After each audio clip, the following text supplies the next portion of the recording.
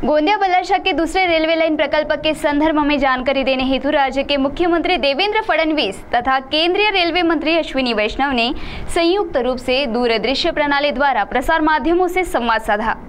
तो आइए जानते हैं विधायक सुधीर मुनगंटीवार ने इसके संबंध में क्या जानकारी दी।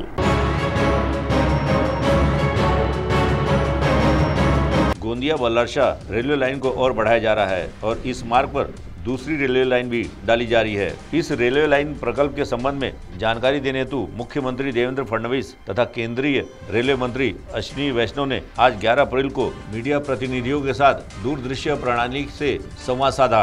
वहीं इस मौके पर चंद्रपुर में पूर्व मंत्री तथा बल्लारपुर विधानसभा के विधायक सुधीर मुनगंटीवार, चंद्रपुर विधानसभा के विधायक किशोर जरगेवार तथा जिलाधिकारी विनय गौड़ा भी मौजूद थे। साथ ही विभिन्न इलेक्ट्रॉनिक तथा प्रिंट मीडिया के प्रतिनिधि भी मौजूद थे। तो आइए सुनते हैं इस संदर्भ में विधायक सुधीर मुनगंटीवार ने विस्तारपूर्वक क्या जानकारी दी। साधारणतः गोंदियापासून बल्लारशाहपर्यंत दुसरी रेल्वे लाईन ज्याचा अंदाजित खर्च 4500 कोटीपेक्षा जास्त आहे, या संदर्भात रेल्वे मंत्री माननीय अश्विनी वैष्णवजी व राज्याचे मुख्यमंत्री महोदय देवेंद्रजी यांच्यासोबत आज या पूर्व विदर्भाच्या आणि विशेष करून गोंदिया ते बल्लारशाह या मधात असणाऱ्या सर्व विधानसभा सदस्य खासदारांसोबत बैठक केली, पत्रकार परिषद करण्यात आली।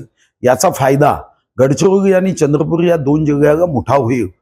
आपण छत्तीसगड, मध्य प्रदेश या साऱ्या भागांमध्ये या ठिकाणी मोठ्या प्रमाणावर आयर्न ओरशी संबंधित जे उद्योग येत आहेत, या उद्योगाला छत्तीसगड किंवा मध्य प्रदेशमध्ये व्यापार करण्यासाठी याचा एक मोठा फायदा होईल। हा सर्व भात उत्पादक प्रदेश आहे आणि आपल्यालाही माहित असेल की गोंदिया, चंद्रपूर यासारख्या जिल्ह्यातून आता आपला भात, आपला तांदूळ हा आता दुबई आखाती देशापर्यंत चालला आहे।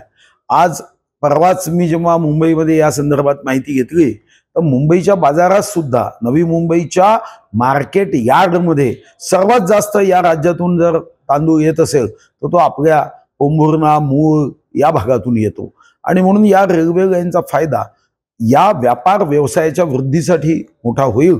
यामध्ये एक प्रश्न काही लोकांनी उपस्थित केला की हा सारा जंगल क्षेत्र आहे, पण जंगल क्षेत्रामध्ये योग्य मिटिगेशन म्हणजे उपाययोजना करून जंगलाचं संरक्षण व वन्य प्राण्यांचंही संरक्षण केलं जाईल, ही माझी खात्री आहे। CTV के लिए हमारे प्रतिनिधि वैभव यारकर की रिपोर्ट।